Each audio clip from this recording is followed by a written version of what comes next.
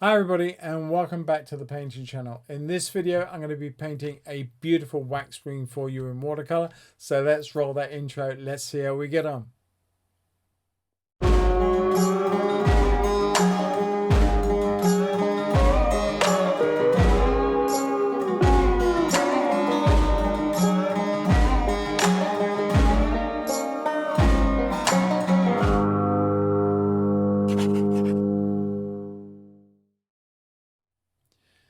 Hi everybody and welcome back. As I said at the start, I am going to be painting a beautiful waxwing. Now these birds are stunning to see and they visit our shores in England every winter, and the numbers depends on how severe their winter is in their home ranges, but sometimes we can see so many and everyone we see is a delight. They are stripping the berries from our tree and they work from Scotland down the east coast all the way around the southeast where I am and on down the south coast. They are fun and they just, yeah, it's amazing to watch them. Anyway, before I go any further, I'm going to be painting one of those for you today. Now, if you enjoy this, then you want to see the full version of this, then you really do need to pop across to my Patreon. There you'll see the full versions of this and many other videos that I offer you, and you've got so much to learn, and it only costs you $5 or $10 a month, so it's well worth getting involved with, and it doesn't cost you a lot to do that. The details for my Patreon are under this in the show more tab of this video and every other video. So with that said and done, I'm not going to say any more except thank you for your support. Thank you for your subscription to the channel. And you know what I'm going to say, if you're not a subscriber, please consider doing so.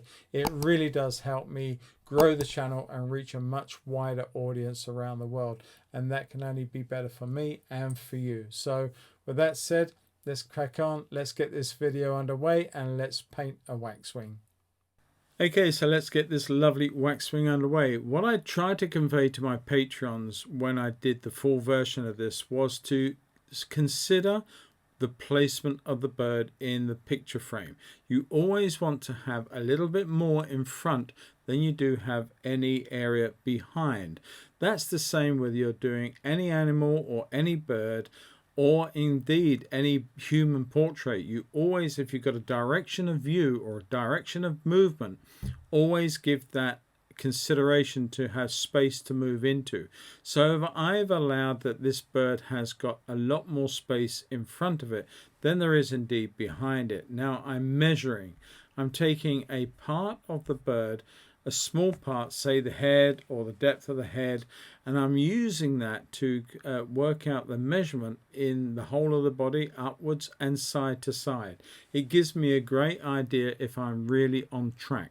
When I'm doing the drawing though, I'm looking at the stance of the bird. I'm looking at the angle that the head and the neck and the spine may take and the curvature of the body, and I'm looking and plotting that all the time I'm considering doing the drawing.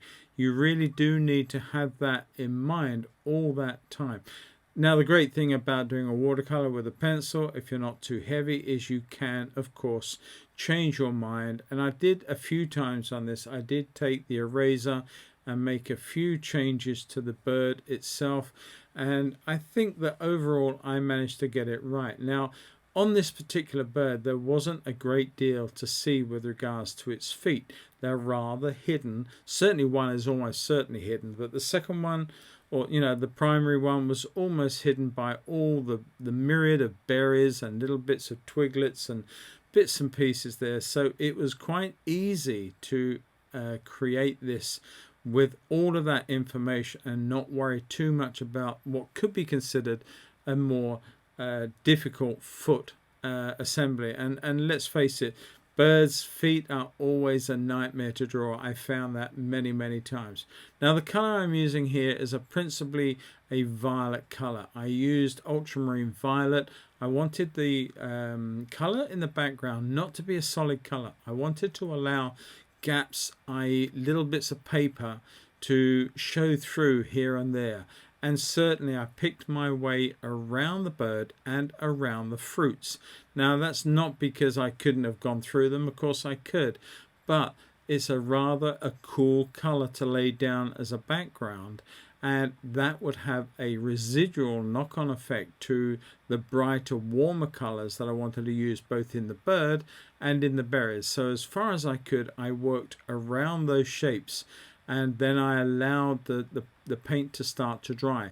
But in the interim, I put in some blues, some grays, a little bit of oranges mixed to the blues to give me this chromatic grey, and I allowed the suggestion of branches in the background. Quite happy with that, and also happy the fact that the paint underneath wasn't dry. It was at different stages of drying, and therefore the bleed, the spread of what I was doing was sort of having a different effect, and depending on where I put the paint and the next color. I put some warm values in. I used a little bit of umber, and I used a little bit of sepia and a little bit of some of the siennas just to create the warmth in the branches behind. You can see how I put it on, but very, very quickly, because that paper is still quite wet. It's dissipating very, very fast. Now in the moment I'm going to dry this up, and during the course of that drying process I did just tap off the bleed on a couple of those branches to arrest them using a piece of paper towel, and that's exactly where we are now. You can see the slight change. I just went over it and stopped the paint dissipating into the blue any further. But now it's dry, I can start working on those beautiful warm colors in the bird. The waxwing is a stunning visitor to our shores. We enjoy seeing them every year, and if we get a good berry harvest, I dare say this year will be no exception. I'm coming in with quite a warm mixes of ochres and raw sienna and a little bit of orange in places, and some little bits of blue just to cool it down. But I'm coming in now with some umbers and some burnt sienna here on this dark. Now the thing is about that is I didn't wait for the lighter color to dry first, because what I wanted to do is to allow that dark to creep into that space and to create that sense of lovely transition. I got a little bit too far here, so I used some dampness on the brush just to take a little bit out, just to give me the edge and to put in a little bit light back in. Use a bit of orange on the rump feathers there just to sort of suggest those. I didn't want to lose those, didn't want to forget them. So there's a little bit of direct orange color, transparent oranges going into that area there. And I'm starting now to look at the berries. Now, because I was able to leave the berries primarily untouched by the blue background, the color of red, or vermilion in this case, is going on quite nicely. It is not a heavy color in terms of there's an awful lot of water with this, so this first coloration of the berries will dry quite light. It will allow me to go in with more successive layers of deeper color.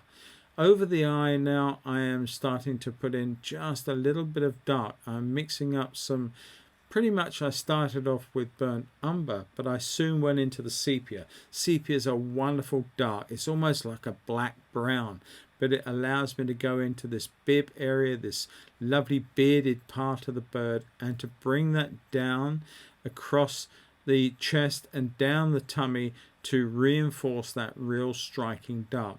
Now the thing about these birds are that they are beautifully marked, beautifully colored, and when you get them in sun, their colors are so rich, and we needed this dark in this position to give the bird a great deal of absolute contrast.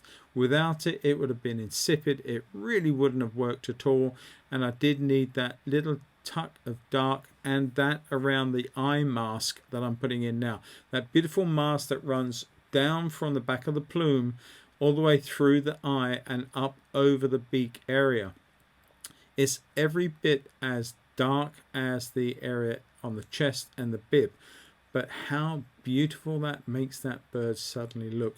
It starts to jump out at you. It starts to sit on that perch in spot, and you can almost see it ready to take a berry. And that's what they do. They land, they look at what they want, they take one, possibly two berries, and they'll either eat them and have another go, or they'll fly off with that to a safe perch, and then they will return again and again and again.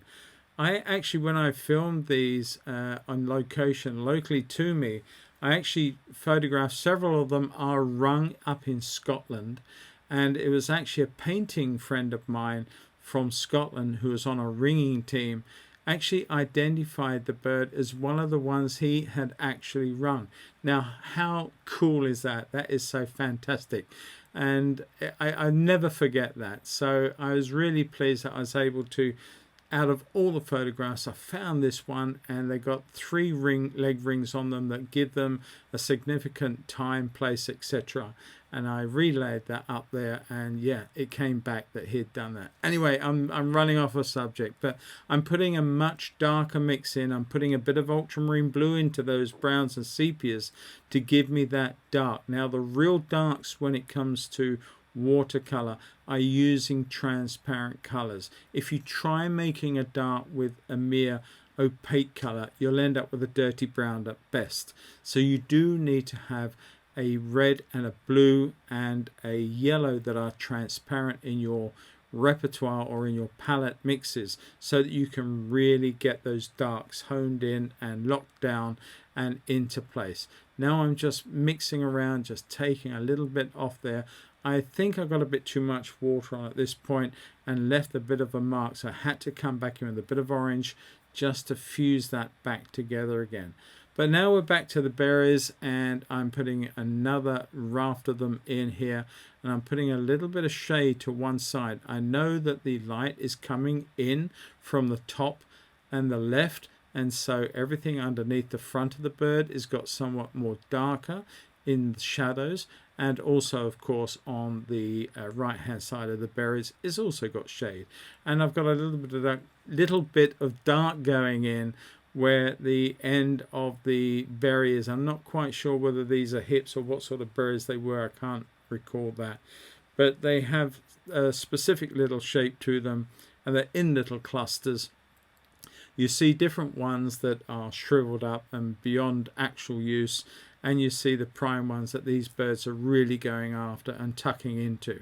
I put a little bit of dark around the beak to show you the difference between the two mandibles, and I put a little bit of cobalt blue in the top end of the lower mandible just to give it a bit more body, a bit more shape, and show it that it is in shadow compared to the top mandible. Now this bird is sitting alert on this branch. It's sitting ready to react, either to take some food or to get out of trouble very quickly. It's very, very alert, and they do fly in flocks. So you'll see a flock of them come in, they'll do what they're going to do, and then they'll get out quite fast.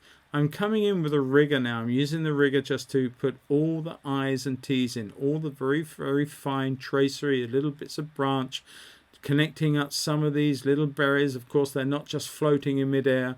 They do need to have little bits of twig and stuff to connect them to each other and back, of course, to the main branches. And I'm adding a few bits of detail to the actual main branches themselves. And I did decide to take this almost totally off the page. Okay, I could have done a vignette, but I'm not a big fan of vignettes. I hate things floating in nothing. They have to go off of the page correctly in my book, and that's precisely, as I said, what I did. Now we are pretty much finished. I am just putting a few bits of details in to the berries and the branches, arresting a little bit of movement on the paint in the top berries, but I'm sorted. I've had a lot of fun doing it, and I do hope that you have got something from this as well. And don't forget, if you've enjoyed this video, please give it a thumbs up, as I always ask you to do. Pass any comments, especially if you've got an image you would love to see me paint in the future. Put it down in the comments below. I'd love to do that and see if I can fit it in for you. In the meantime, take care, have fun, enjoy your painting. Bye-bye for now.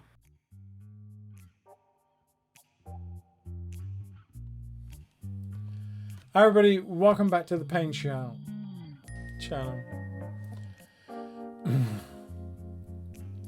Hi everybody, and welcome back to the channel, the painting channel.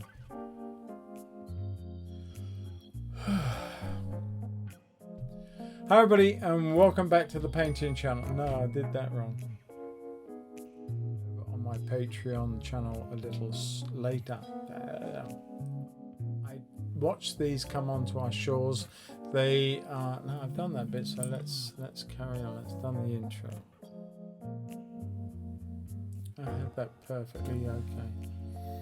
I don't know if I can pick it up. Okay, so with that all said and done, let's get rolling. Let's not get rolling. Let's not do any of that. Let's just get painting would be good. Okay guys, welcome back to the painting channel, and I think I got that all about wrong. I'm gonna get it right in a minute. I will get it right in a minute.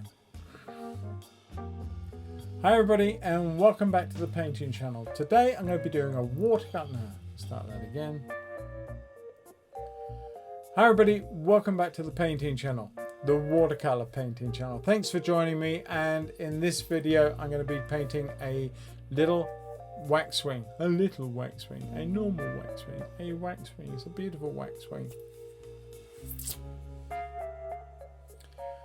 You see, some music can be many of them.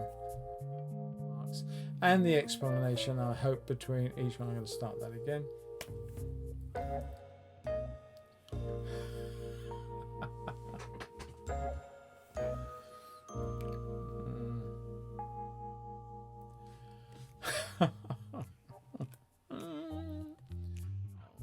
Behold, behold, a good sight to behold. Behold, this is a video like no other. Okay, let's start that again. Look at that. Let's get involved. And also, I will. No, I'm not. What am I going to do? I'm not going to do anything more. I'm just going to go on and paint this picture. So. Okay, so without further ado, let's get on, let's get this painting underway, and let's paint a waxwing together.